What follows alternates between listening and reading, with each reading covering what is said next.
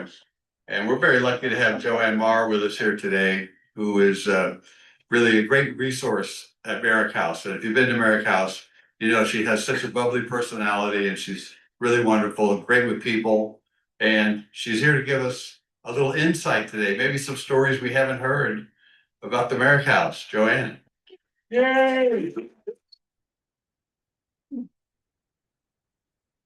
Mark is going to help me because we have a presenter view and your view, and they should be separate. So we're just going to play around with that a little bit. So before we get started, here's why I'm nervous. I'm not nervous to talk to you all, but I'm nervous that I could get through this in less than 2 hours because I love this story so much that I think of one story and then I say, oh no, I want to tell you this part and I want to tell you this part. So that's the only part that is difficult for me, is to try to shrink this down. Oh, you did it. Good for you. Oh my gosh, fantastic. All right. So I'm sure many of you, almost all of you probably know the Merrick story, but I'm just going to give just maybe 1 or 2 of you is not familiar. So I'm going to give a 1-minute nutshell and then we'll move on. Oh, I do have something I forgot to do. Gay, you're going to do this for me. I am. Yes, I've got 8 questions here and you're going to give these 8 questions out to random people in the audience. Okay. And we'll figure out how. Yes. Now. Okay. So, a nutshell.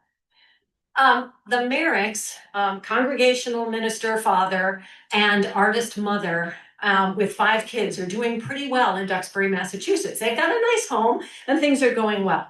For reasons that I will tell you later on, they end up in Hardscrabble Coconut Grove, COCOANUT, as it was spelled back then, and they are thrown into pioneer living.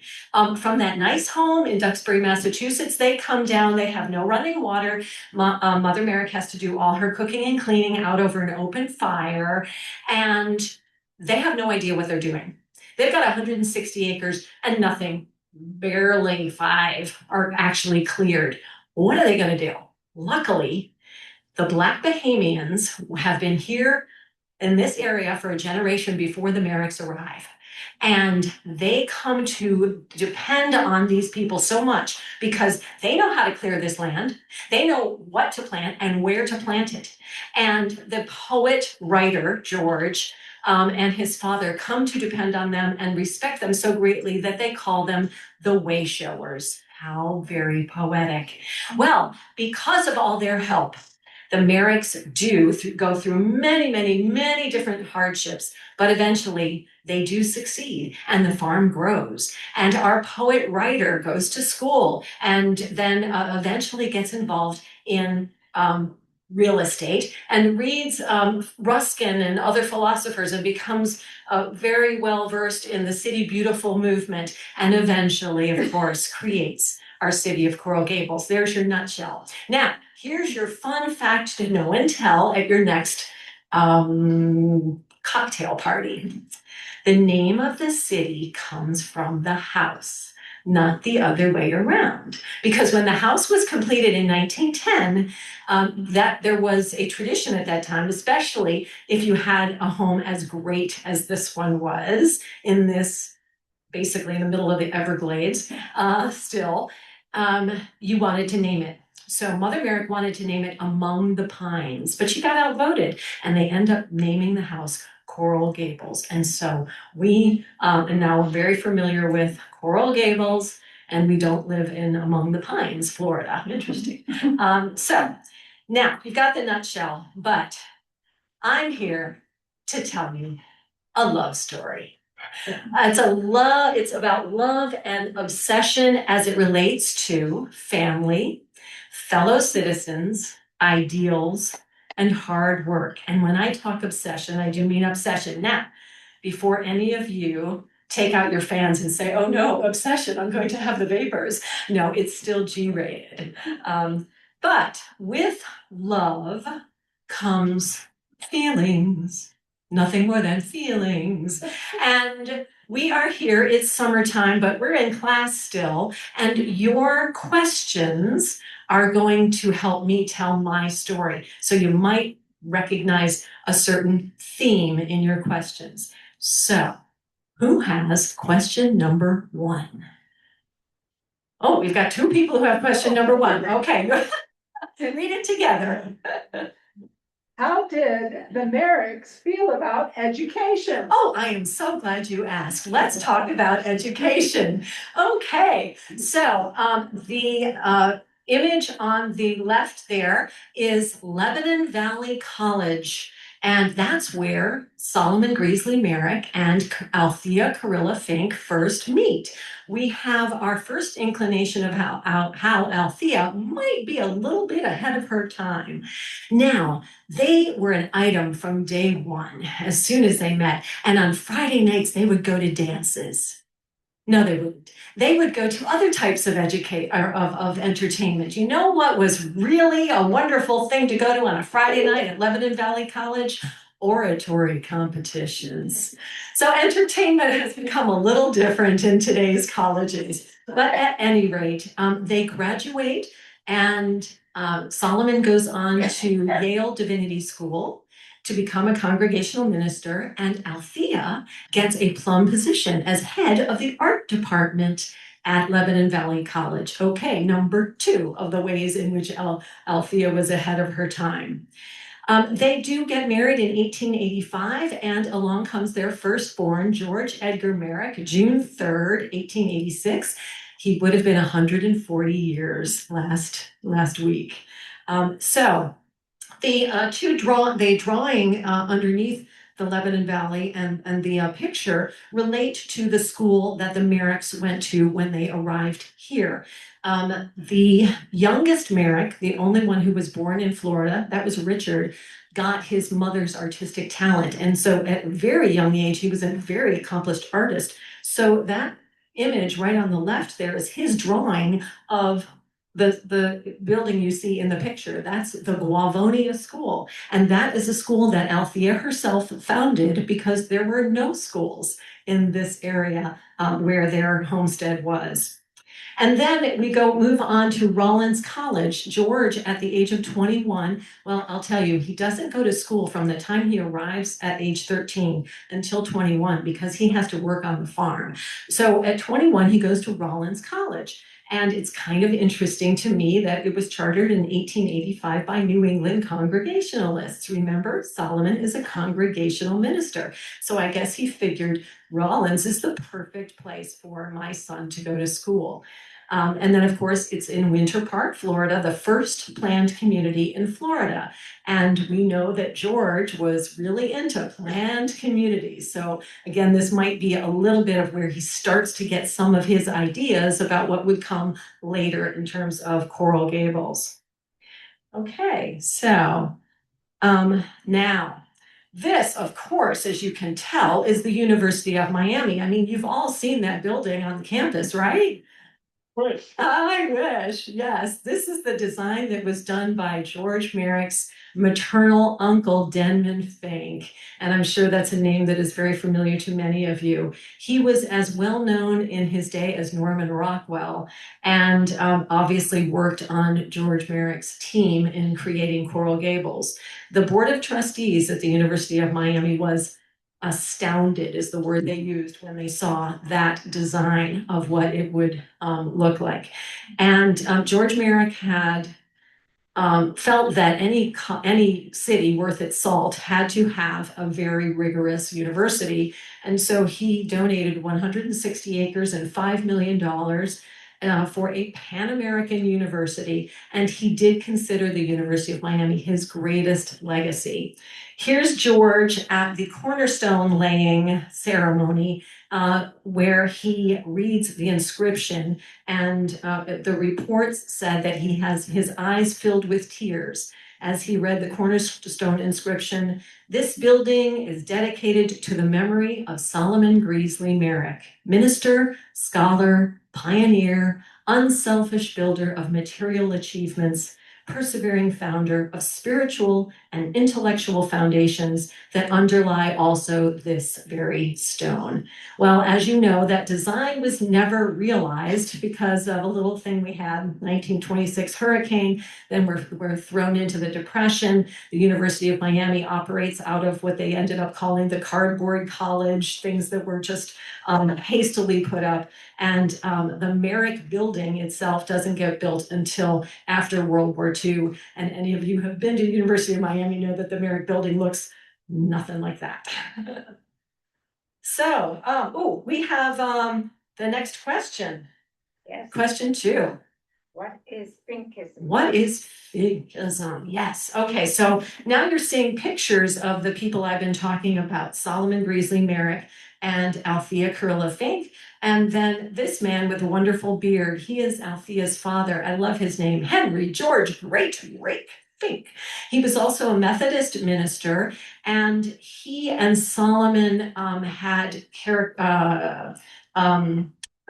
were like oil and water. They really didn't get along. We think that HGG might have been a fire and brimstone kind of minister, preacher, and Solomon was not that at all. Solomon was very serious, erudite, very, very well read, calm, tended toward depression, to be honest. Althea gets this characteristic from her parents, that of optimism and a can-do attitude, and she loves to play tricks on her children. She dons a sheet and runs around, chases them around, at Halloween and all those kinds of things. And this sometimes causes great consternation with Solomon. And in fact, he stamps his foot and said, "You Finks, you're always trying to turn black into white. Why won't you stop making fools of yourselves every now and then?" And he's including his son George and his wife, "You Finks." So Finkism, as he named it, was not an honorific.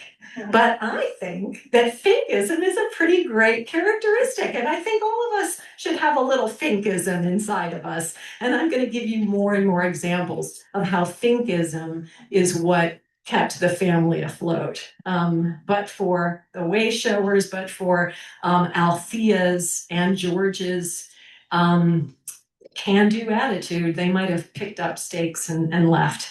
All right, so question number 3. Who has questions? Yes. How did the Merricks feel about leaving Massachusetts? Okay. Well, they didn't feel so great about it. This was a huge, huge risk they took.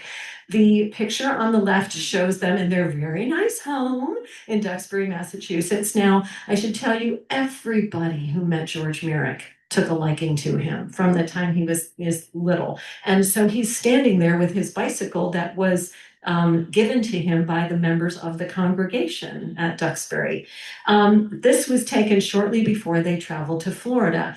Why did they come to Florida in the first place? Well, winter of 1898-99, there was what they called the storm of the century. It swept all up and down the eastern seaboard. And one of their children, one of the twins, there were twins, Helen and Ruth. Ruth was just shy of 5 years old, and she died of diphtheria. This sent Solomon to his bed. As I told you, he tended toward depression anyway. And of course, the entire family was torn apart. HGG had a suggestion. He knew some people who had been to this amazing magical place called Florida. And he said, "Solomon, you need to listen to me. It is time for you to get out of this gray place, and you need to use your talents. Here's your talents. You are fantastic at growing things. You're going to go down to this place called Florida, and you are going to start yourself a farm, and you're going to find yourself a congregation and be able to preach. And eventually you are going to grow that property and eventually break it up into lots and sell it to who? Retired ministers, of course, because we must support our own." And so for once, I guess, Solomon listened to his father-in-law's advice, and he wrote to a Reverend Bolton down here, and Reverend Bolton told him about the Gregory homestead. And he said, oh, Mr. Solomon, you're gonna be, Mr. Merrick, rather, you're going to be just set. It's got a house, it's got a barn, it's got irrigation, it's got some farm animals. I think this is good possibility for you. So they take almost their entire life savings. They have $1,600 to their name. They spend $1,100 on 160 acres sight unseen. And look at the wonderful digs that they have come down to. Oh, yes, it is affectionately and accurately called the shack. It is 20 by 38 feet, 2 rooms, and as I told you earlier, no running water. Mother Merrick, in true Finkism style, promised her father she would not complain for 5 years. And so onward they go. And we know where George got his love of poetry because his mother would write in her own journal in rhyme. So here's what she said when she saw this shack in January of 1900. When she came down, by this time, her youngest, Charles, has been born. So we have George, Ethel, Almeda, Helen, and Charles. So when at last I saw the shack, just old boards unpainted with cracks where we could stick our thumbs, 'twas then I nearly fainted. But there we were. Our bridges burned. There was no other way but just to all go to work. We knew that we must stay. So with cracks well closed and shack well cleaned and screens up to the doors, we hung the pictures on the wall, the rugs upon the floors. So she was gonna make it work. Yay, Althea. Okay, so question 4. Who has question 4? How did the Merricks feel about hard work? How do they feel about hard work? So our subject continues. So they spent most of their money.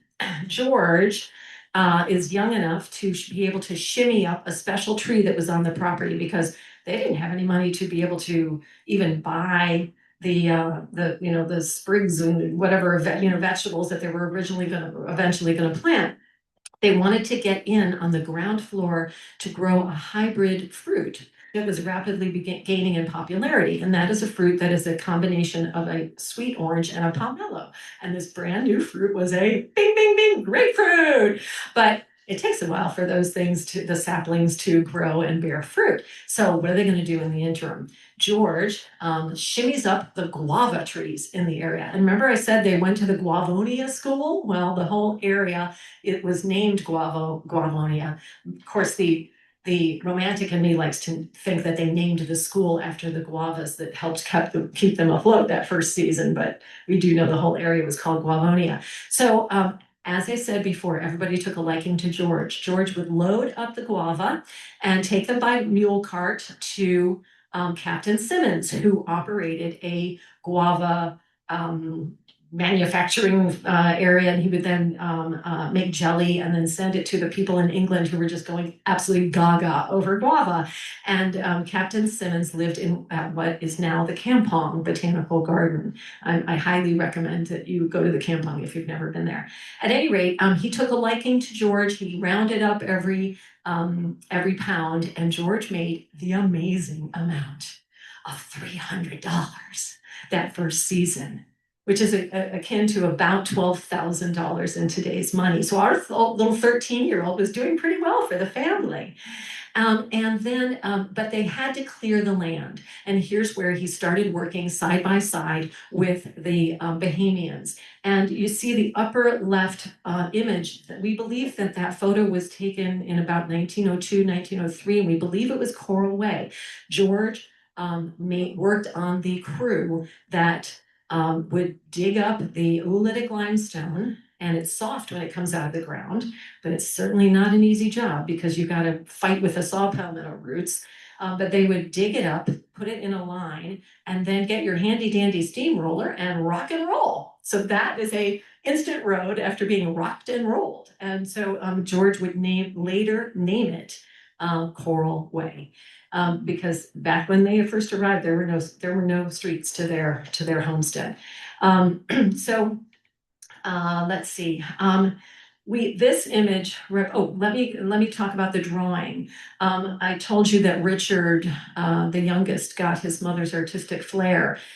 He is born in 1903 here, and by that time, things were going well enough that they were actually able to add on to the shack.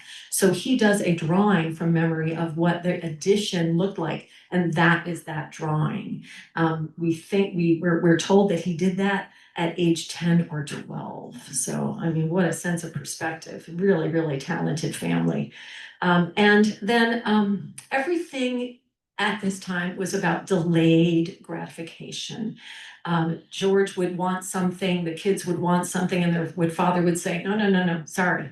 We have to wait until the grapefruit began to bear, with pickings are slim, right?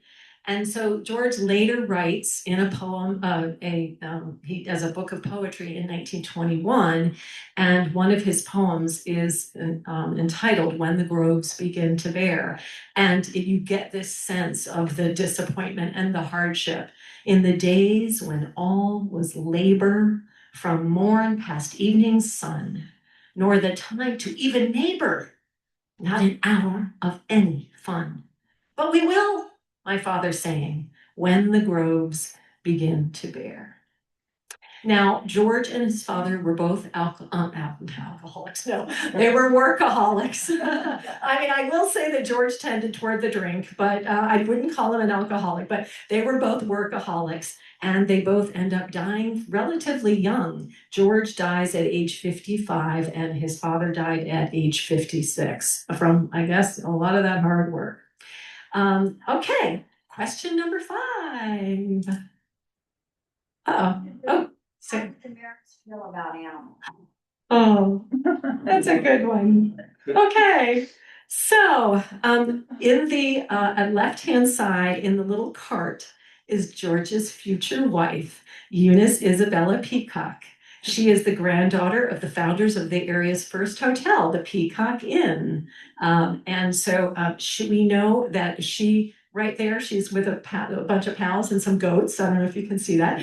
But she also had a pet deer growing up. She lived at the Peacock Inn. Flora McFarlane, the first female homesteader in the area, was a teacher, and she would come to the inn and teach Eunice and some of the other students. And Eunice was beloved. So she was an animal lover from her youngest days. Althea, George's mother, had dogs, we know, and she had a beloved terrier who, and if you think about this, back in these early days, maybe a car would go by every hour, right? Or something like that. Well, this dog unfortunately got hit by a car. And so our terrier is buried somewhere on the Merrick House grounds, we know. And we also have a photo of one of George's sister, Almeda, with her dog. And then this image here shows George and Eunice during their honeymoon. And again, it's very difficult to see, but they have a dog with them. And once they got married, one of the things that would cause George, I talked about obsession. He was a little obsessed with Eunice. I mean, he was just so in love with her. And one of the things she didn't want to give up were her summer travels north. By this time, Flora McFarlane had retired, and she was living up north, and Eunice always wanted to get out of the hot summer. And so George would see her off on the train and immediately send a telegram so that she would get at the next stop. And then he would send gobs and gobs of letters, and she never answered to his satisfaction. Days would go by, weeks sometimes, and he said, you know what, the postman threatens to shoot me if I come after in asking after a letter from you. So if you value my life, please write. But at any rate, he would sign his letters, love from Iggy, that's what she called her husband, George, Iggy, love from Iggy, and Mr. Bun Bun the rabbit. And we know they also had a bird and several dogs and things. So they were real lovers of animals. Now, George and Eunice never had children of their own. Actually, and we really don't know why. Maybe it was just because of the alcohol, the workaholic. But in him, of the surviving 6 children, only one had children of her own, and that was Helen, and she had 3 boys. Now we get to my favorite character of the entire Merrick story, and that's Maud the mule. Now, we know that Maud had a long life because she was covered in the newspapers. Boy, news is a little different these days. But she was the one who carried the guava to Captain Simmons' packing house. She was the one who would help George carry his vegetables to downtown Miami, which I'll talk about in a little bit. She was really smart. When the family would get dressed for Sunday services, she did not have to be led. She knew which road, which path to take to get down to Union Congregational Church where Solomon was preaching. I love this other story though. Solomon hired some new people and they needed to get supplies. So they borrowed Maud and the cart and they went down to the local, couple miles away, I guess into downtown Coconut Grove, to the local general store, and got all their stuff and came out. Where's Maud? Oh my gosh, wait, Maud and the cart are missing.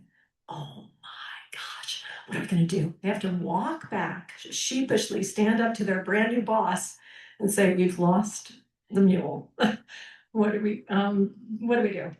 And he kind of chuckled and said, you know what? Maud has a favorite tree in front of Union Congregational Chapel. Go check there. And sure enough, and they walked back and there was Maud, probably chewing on a piece of straw or something and under a tree at Union Congregational. But the thing I love most about this story is that in downtown Coconut Grove at that time, it was not unusual to see a mule with a cart and no driver. Everyone probably just, oh yeah, there goes Maud. Okay, well, that's fine. All right, question number 6. How did the Merricks feel about literature and poetry? How did the Merricks feel about literature and poetry? Well, we have some 661 books, pamphlets, and magazines at the Merrick House that I think is rather indicative of a very well-read family. Though we have books on botany, on philosophy, religion, Shakespeare, Balzac, Dickens, and just about anything you can imagine, there's a book at the Merrick House. It's a pretty nice library. Now, that, excuse me, that image on the left shows you on the second shelf our almost entire collection of Washington Irving. Why is this important? Well, any family worth its salt back then would have had that full collection of Washington Irving stories. Washington Irving was incredibly popular author at the time. We have him to thank for the whole concept of Halloween with the Headless Horseman and it's Legend of Sleepy Hollow. We also have him to thank for a Victorian idea of Christmas, because he was the one who wrote about, kind of brought back the Victorian traditions from England. And Charles Dickens writes A Christmas Carol after reading Washington Irving's books about Christmas. He also wrote The History of New York, and he was the ambassador to Spain in the 1830s. And he lived at the Alhambra Palace in Granada, Spain. And we know that that George, as he was kind of self-educating, he was getting up at 2 o'clock, and this is at the point where they're growing vegetables in between the rows of grapefruit trees. So they're growing potatoes, onions. They're really good at tomatoes, all manner of things. They've got a potato field, okra. So he is back taking those to downtown Miami. Now, we complain about traffic these days and how long it takes to get to downtown Miami, but by mule cart with one road, 4 hours. So he would get up at 2 and get there at 6, sell until noon, and then you got 4 hours going home. What are you going to do? You're going to read. And so he read vociferously, and so he, read all of Washington Irving's things. And this is our indication of how he just fell in love with Spain. And he would say, when he was selling the concept of Coral Gables, he would say, Coral Gables, where your dreams of your castles in Spain will be made real. In 1921, right before their very first auction sales of their very first lots, 75 acres, George and his wife Eunice have a big job ahead of them.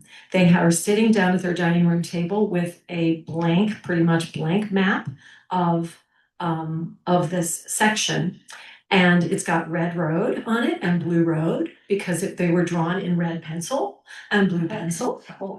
Another good thing for a cocktail party. And then Lejeune Road because he had bought all the farmland from Mr. Lejeune. But what are you going to do? What are we going to name all these other streets? They literally opened Tales of the Alhambra and just flipped through the pages. So that's why the Coral Gables streets have those names. I don't know if the name Caligula actually appears in Tales of the Alhambra, but I know all the rest of those names do. So that's why we have that image here. Okay, so question number 7. How did the Merricks feel about their fellow citizens? Well, George, when he was in college, would win oratory competitions writing about the underdog. He was always, and as we've done our research, he always respected so many of the women in his life. And he was an advocate for those who are less represented. And because he had worked alongside the wayshowers all those years, those were people that he felt very, very strongly about. In his poetry book, he writes one. This is my favorite poem that he does. Actually, it's called "A Forgotten Seminole Grave," and it recognizes that we all live on borrowed land. And his final line in each stanza reflects how this man, this Seminole, had lived his life. And it says, "In a land he thought his own." So even way back then, George recognized this. When he talks about the wayshowers, he would sit around the campfire after a hard day's work, and he would listen to them tell stories of living in the Bahamas, how you could grab onto the back of a terrapin turtle, huge terrapin turtle, and take a ride. They talked about magic. They filled his imagination with amazing stories of life in the Bahamas. George and his father got a reputation for treating their workers and paying their workers very well. They paid them 3 times the going rate for farm workers at that time. George goes on to write a series of short stories that he titles Men of the Magical Isles. And these people that he worked with from the time he was 13 to 21 repay him with working for him to create the infrastructure for Coral Gables. So you have that image there. The image up on the left is Mr. Delancey, who became a very close family friend and was one of many people that Solomon performed marriage ceremony for right on the porch of the Merrick house.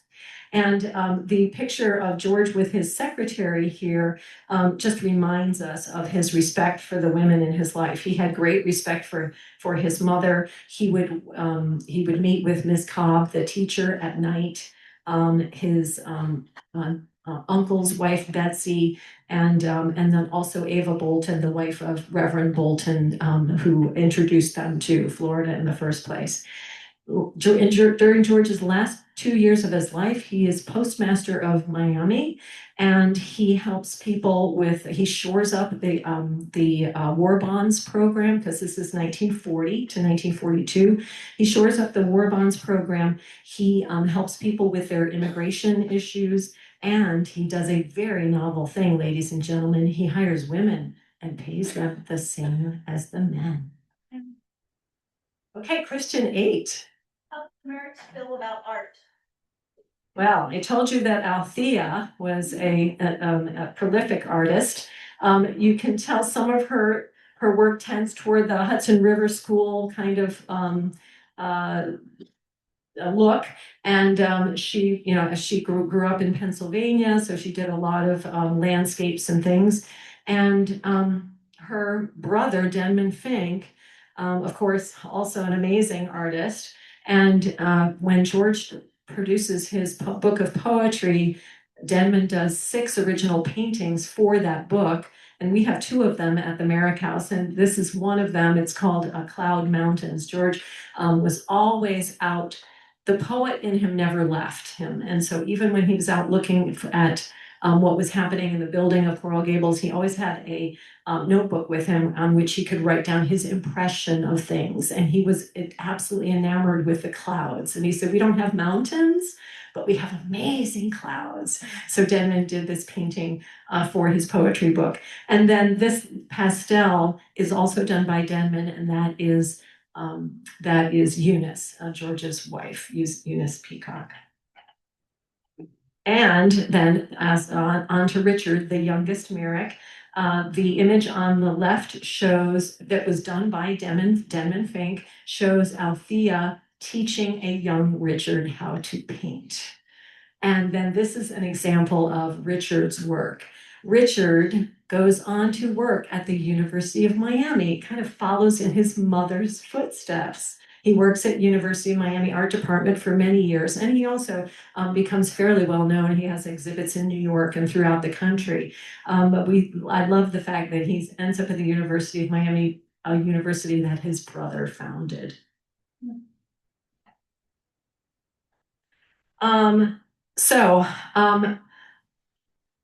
I've gotten through this faster than I thought. I'm so excited because I was so afraid we'd be here for 3 years, 3 hours at least. So this image of George reminds me that we have a very special person to thank for all we know, pretty much, about George Merrick, and that's Arvamore Parks. And this is her book, and you see all the many marks I have on it, and every time I pick this up, I learn something new. So any of you who are interested in learning more about George Merrick and the family, I highly recommend this book, and it's available online. And I think maybe even at Books and Books. And then I love this last image because Mother Merrick, when she first arrived and was living in the shack, she had to make this shack look decent. And so she took muslin and put it on the walls and painted it to look like wallpaper so she could keep some of the vermin out of the place. And Richard said that of the people in the neighborhood, the closest neighbor being two miles away, by the way, but the people in the neighborhood, we were the only family who had books and pictures on the walls. And she brought down her upright piano. And so this is actually what, when they did the 1903 edition, Althea designed the house the way she wanted it. And so you see this rather unusually high window. That's so she could fit her upright piano right under it. And then it's hard to see, but she has a built-in bookcase there, and there are many built-in bookcases and seating, built-in seating areas throughout the house. Also an invitation for you to come and read. So I love that we have that, and that's if you come to the Merrick House, you'll see the upright piano is not there anymore. We have a baby grand piano that's actually a player piano because when she got older, she got terrible arthritis and she couldn't play anymore, but she still wanted music in her house, so she got a player piano. But at any rate, now is Holly here? Holly, you're here. I hope you don't mind. I want to share this.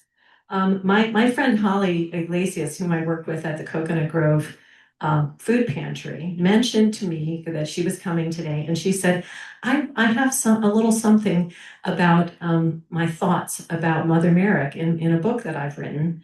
And she shared it with me, and I would like to share it with you because I think it's really cool. It's just her there's no real way to get into Althea's head, right? But I think she does a pretty good job with it. It's called Mr. Merrick's Mother's Rose.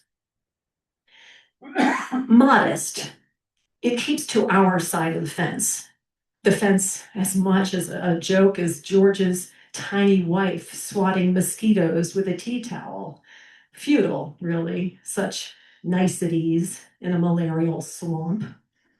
First it was grapefruits, then Kunti starch, and now it's land, pure and simple, little plots for the common man, the new man with his celluloid collar and factory wage, hoping to buy a piece of the city beautiful on margin. A minister's son has no business doing business, but mine is to mind my tongue, tend the flowers, and clip the roots dangling from strangler figs before. Ooh, I'm sorry, I have to move my little, I'm sorry, I have to move my little, there we go, I'm sorry. Mine is to mind my tongue, tend the flowers, and clip the roots dangling from strangler figs before they take over the lawn. So thank you, Holly, for that. I just think that's really lovely. And guess what? The strangler figs are still taking over the lawn all these years later.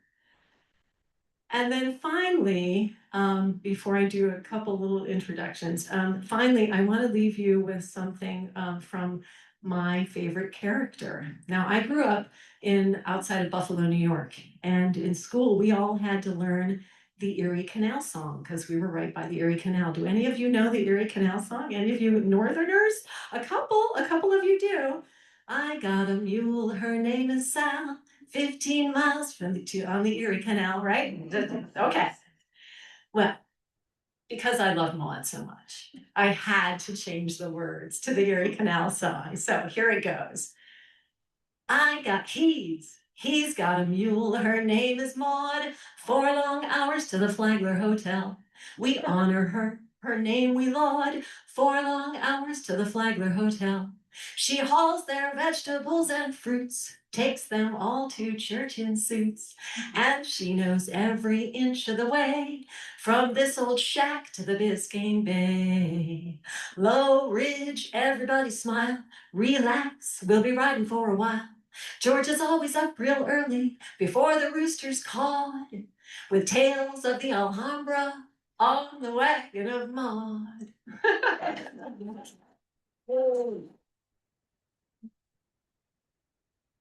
So I'm going to do a couple of two introductions here. My friend and colleague Gabe Bondurant is the coordinator of docents for the Merrick House, and every time I listen to her give us a tour, I learn something new, and she has wonderful stories. Each time you come and you get a different docent, you get different stories. But Kay would love for me to make a plug because we're always looking for docents. And we have a really wonderful docent manual, and we will help you along. We won't throw you to the wolves too early. So if any of you are interested in that, please see Gay after today. And I also want to introduce Keith Moore.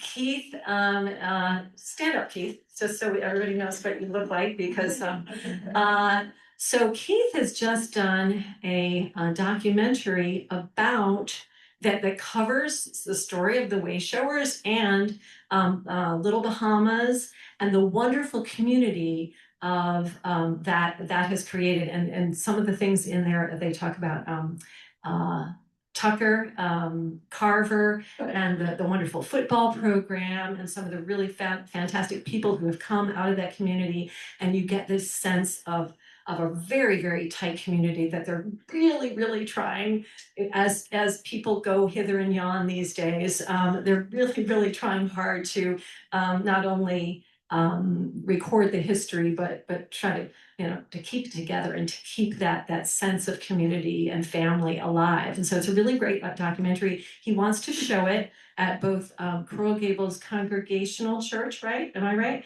And also the Coral Gables cinema, but that takes money. So if any of you know or know someone or are interested in helping sponsor those two showings, please see Keith afterwards, because I think it's really going to be a wonderful addition to our history of our area. So thank you very much. I don't know if I can take questions, or I don't know how it goes, Rob. You got to tell me. Yes, we can take questions. Okay.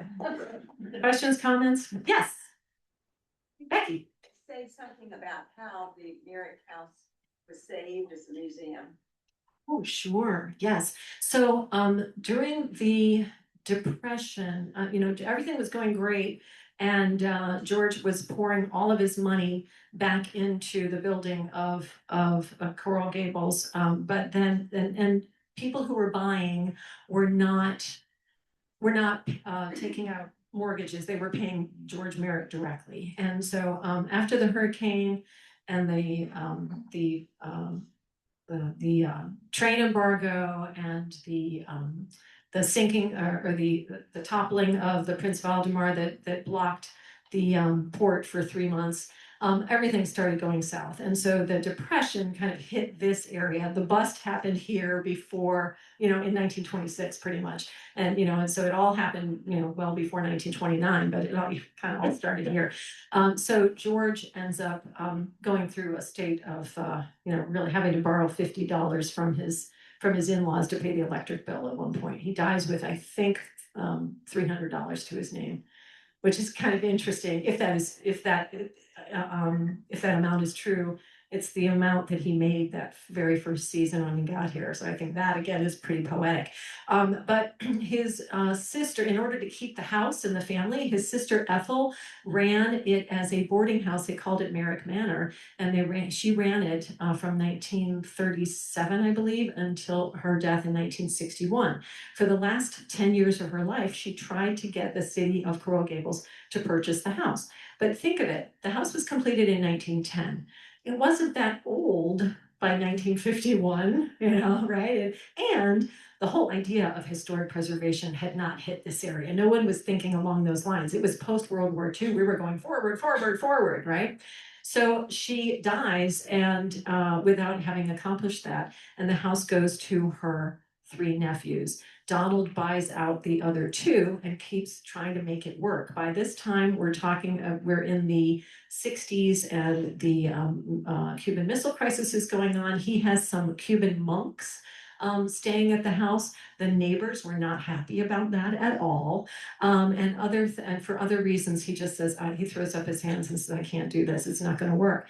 Well, along comes a cantankerous funeral parlor owner who was also a member of the city commission, and his name was W.L. Philbrick, and we have him to thank. He recognized the import of this house, and so he purchases it from Donald and then works for the next 10 years to convince not only the city of Coral Gables to purchase it, but the neighbors to agree that we're not going to turn it into Disney World. We're not going to have tour buses, going by. So finally, in 1976, the city of Coral Gables purchases it. The Merrick Manor Foundation loses, I think, $13,000 in the exchange, but still, it's ours now.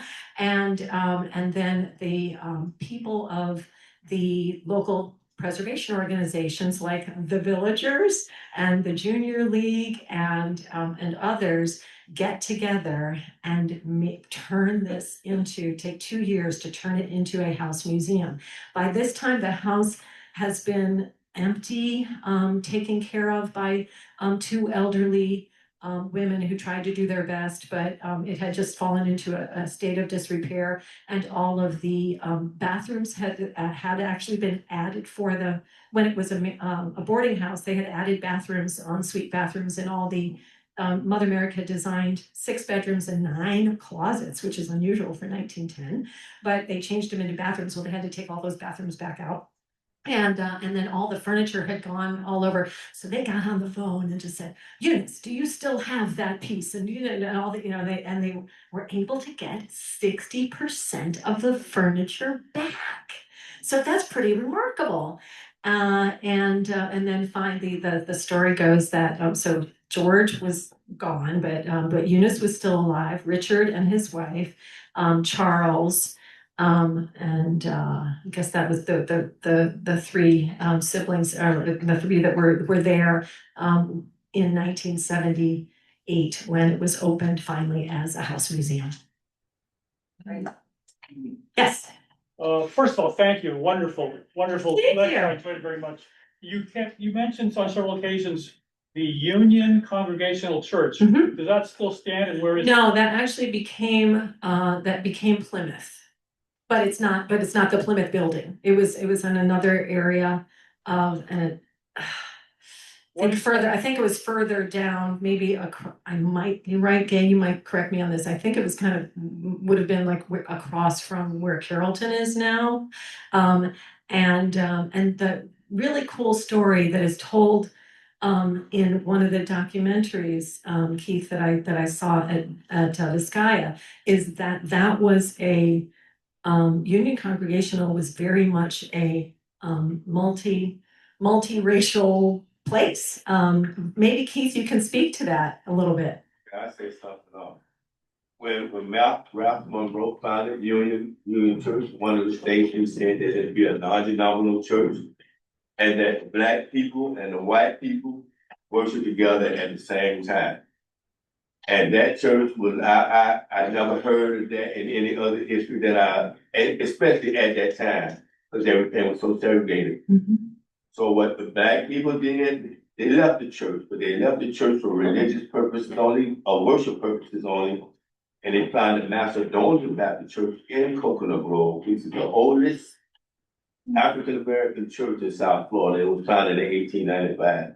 But we always found it was so unique for that time for those people. For blacks and whites to be worshiping and together. Then it became Plymouth. Yes. It started out as Union Church. Yeah, on that documentary, one of the women says, we didn't leave, we didn't leave because anything went wrong or because we didn't, but because the services were a little boring. And we wanted to worship in our own way. Hallelujah, loud. That's right, that's right. So what is on that location today? Which one? The Union Union. Congregational Church. I almost want, and you'll, I'm sure you will do your research and get back to us on it. I almost want to say that isn't there like a Christian Science church that's across from Carrollton? It's I feel like it was there, but I would have to do some more research. Yes.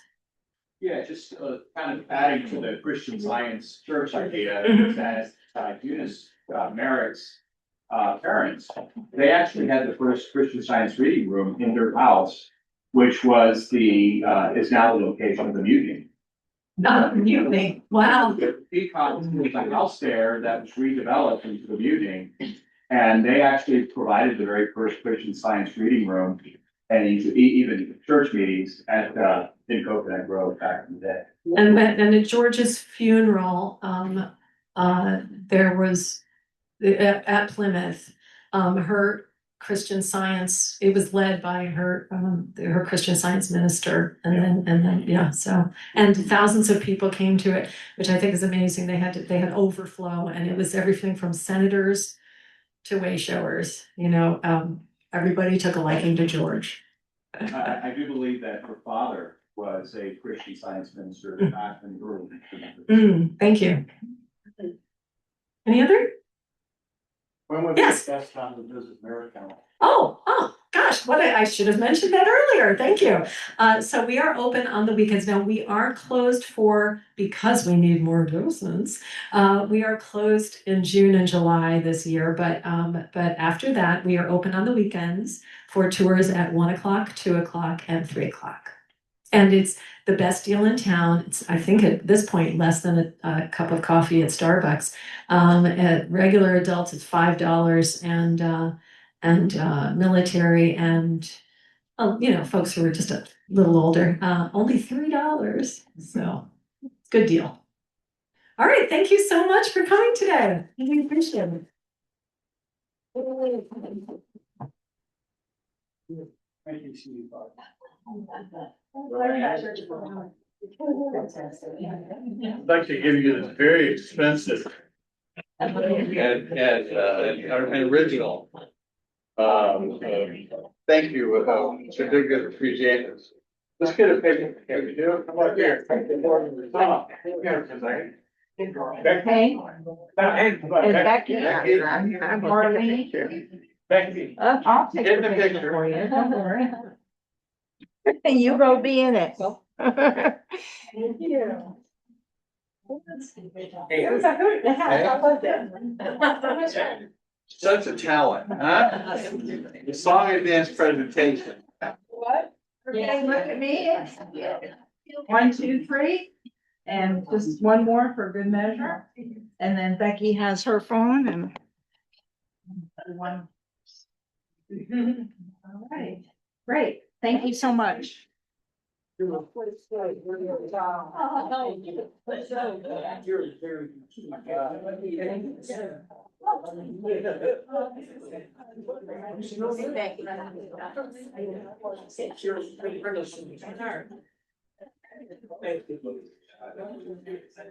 that was gonna be hard to beat, isn't it? We're gonna have to get some real talent in here to beat that. That was fantastic. And the song of Maud, I think that has to go down in history as something truly original, and you heard it here for the first time, folks. That's it. Thanks, everybody, for coming out. We're not going to have a meeting in July and August because everybody is supposed to go to North Carolina. Is anybody going to North Carolina? Okay, stop going. So anyway, it used to be you had to go to North Carolina if you lived here, right? Or Pennsylvania or something. Someplace where it was cool at night, right? So when we come back in September, mark your calendar, I think the day is the 12th. The second Saturday of September, we're going to have a really wonderful presentation about Hialeah Racetrack.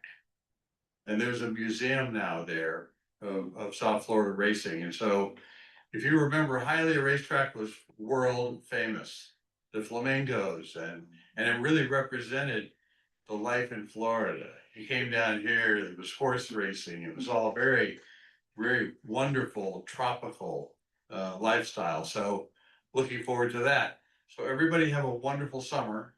And if you're not on the email list, see Robin and she'll make sure you get on the email list so you know what's going on. And thank you so much for being here. And thank you, Joanne.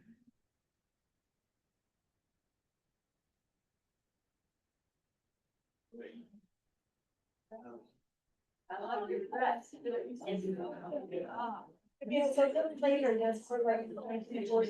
There you go, just say your. I'm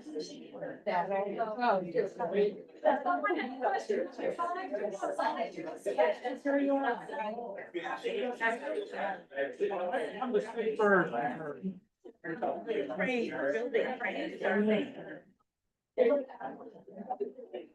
Oh,